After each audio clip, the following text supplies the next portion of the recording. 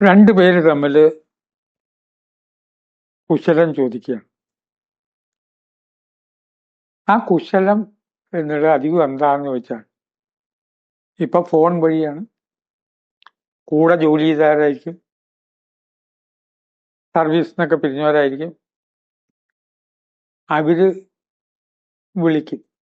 എന്നെ വിളിക്കുക, പ്രോഡക്റ്റ് ഓഫീസിൽ ജോലി ചെയ്തവരൊക്കെ പെൻഷനായവർ വിളിക്കും. ഇപ്പൊ എന്തു ചെയ്യുന്നു എന്ന് പറയുമ്പോൾ ഞാൻ ഡീറ്റെയിൽസ് രണ്ടുപേരെയും ഒതുക്കിയിട്ട് താങ്കൾ എന്ത് ചെയ്തു? ഞാൻ ഇന്ന സ്ഥലത്ത് സെറ്റിൽ ചെയ്തു. ആ വരിയാണ് നമ്മളൊക്കെ പറയുന്നൊരു വരിയാണ്. ഒടുവിൽ ഞാൻ ഇന്നോടത്തിയിൽ സെറ്റിൽ ചെയ്തു. പഴയ കാര്യങ്ങളും തൊഴിലൊക്കെ ഇപ്പൊ ഇല്ല. ഇപ്പൊ ജോലിയിൽ നിന്ന് പോകുന്നു. മക്കള് കല്യാണം കഴിച്ചിട്ട് അവര് പോയി. പിന്നെയോ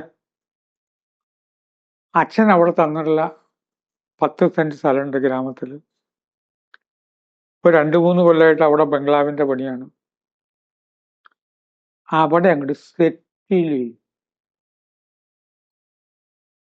ഒരു വ്യക്തി 90 കഴിഞ്ഞു, അസ്വസ്ഥനാണ്, അദ്ദേഹത്തിൻ്റെതായുള്ള പ്രോബ്ലം ഉണ്ട്. ഓരോന്ന് പറഞ്ഞതിൻ്റെ ഇടയ്ക്ക് ഞാൻ ഇപ്പോ ഇന്ന സ്ഥലത്ത് സെറ്റിൽ ചെയ്തിരിക്കുക.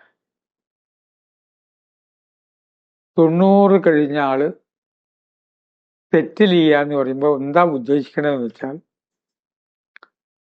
സ്ഥിരതാമസാക്കുകയാണ്. ഇനി ഞാനിപ്പോ എയർപോർട്ടിൽ സെറ്റിൽ ചെയ്തിരിക്കുക എന്ന് പറഞ്ഞാൽ മതി. ഫ്ലൈറ്റ് വന്നാൽ പോണ്ടേ? റെയിൽവേ സ്റ്റേഷനിലെ വെയിറ്റിംഗ് റൂമിൽ ഞാൻ സെറ്റിൽ ചെയ്തിരിക്കും. വണ്ടി വന്നാൽ പോണ്ടേ? തീർന്നില്ല. സെറ്റിൽ ചെയ്യുക എന്ന് പറയുന്നതിന് വളരെ വിശാലമായ അർത്ഥമുണ്ട്. അത് മനസ്സിലാക്കിയെങ്കിൽ അങ്ങനെ സെറ്റിൽ ചെയ്യണ്ടാവും ഞാൻ ഇപ്പൊ പറഞ്ഞില്ല, പെര പണിയണ്ടാവും ഞാൻ പറഞ്ഞില്ല.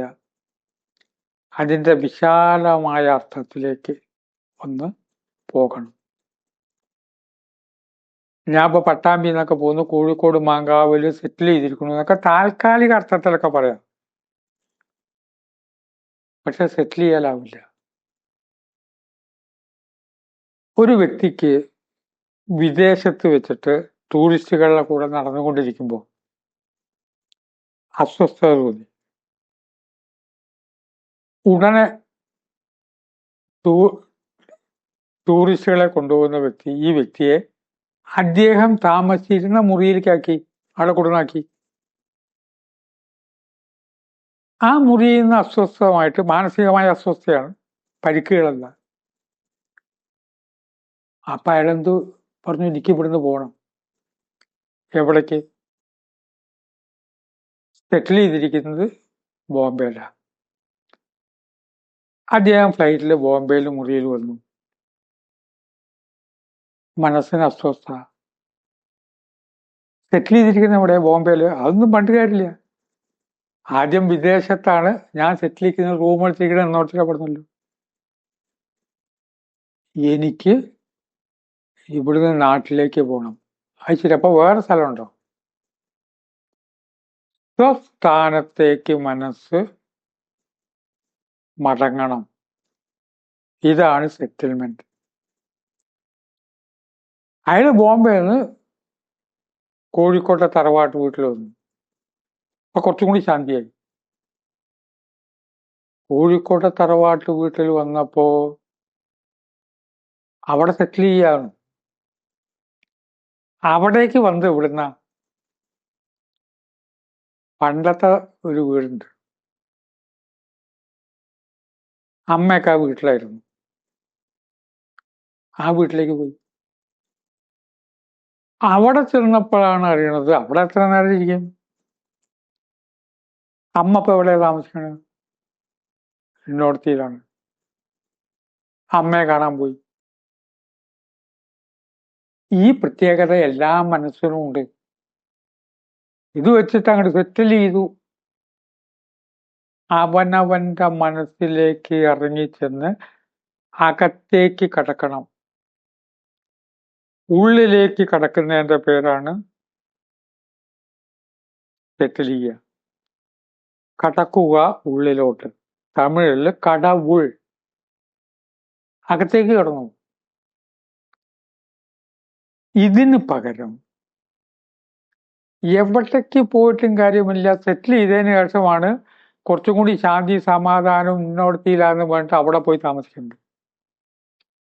എൻ്റെ പരിചയത്തിൽപ്പെട്ട ഒരു ഭാര്യയും ഭർത്താവും കൂടി കോഴിക്കോട്ടെ വീട് കൂട്ടിയിട്ടിട്ട് താമസിക്കാൻ ഒരിടത്തേക്ക് പോയി. അവിടെ പോയപ്പോൾ അദ്ദേഹത്തിന്റെ മനസ്സ് ഒതുങ്ങുന്നില്ല. വീണ്ടും ഇങ്ങോട്ട് വന്നു. ഭാര്യ പറഞ്ഞു ഞാൻ വരുന്നില്ല. ഭാര്യ അവിടെ തന്നെ താമസിക്കുക.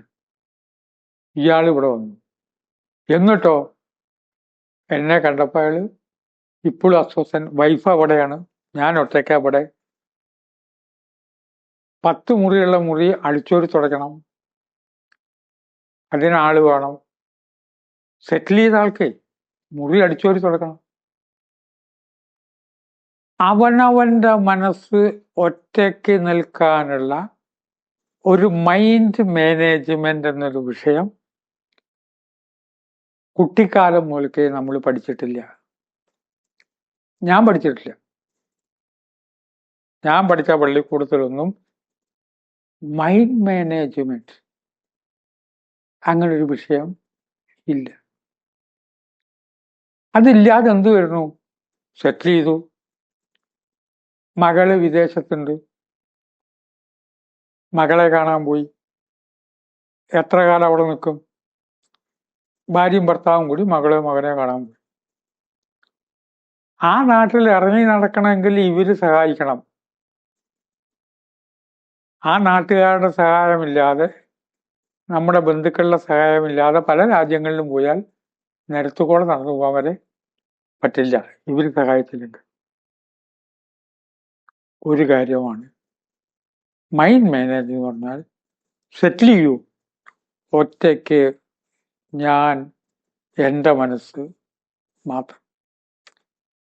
ഇത് കേൾക്കുന്ന യുവാക്കൾ, എനിക്ക് എൻ്റെ മോനേ ഉള്ളൂ, ഒരു തെറ്റുമില്ല പറഞ്ഞല്ലോ, മോനേ ഉള്ളൂ, അതൊക്കെ വേണം, ആ സ്നേഹമൊക്കെ വേണം.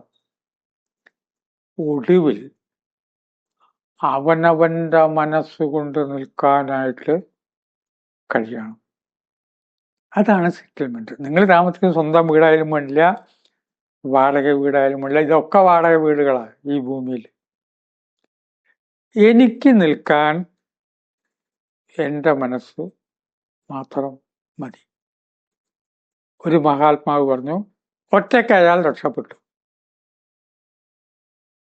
ഒറ്റയ്ക്ക് അയാൾ രക്ഷപ്പെട്ടു എന്നുള്ളതിൻ്റെ അർത്ഥം സ്വയം പര്യാപ്തത ഞാൻ നേടി. പോയാലും വേണ്ടില്ല, വീട് വെച്ചാലും വേണ്ടില്ല, 90-ാമത്തെ വയസ്സിൽ വേറൊരിടത്ത് സെറ്റിൽ ചെയ്താലും വേണ്ടില്ല, മനസ്സിന്റെ സ്വയം പര്യാപ്തത നേടണം. വേണ്ടേ എന്ന് ചിന്തിച്ച് വാക്കുകൾ സംഭരിക്കുന്നു. നമസ്കാരം.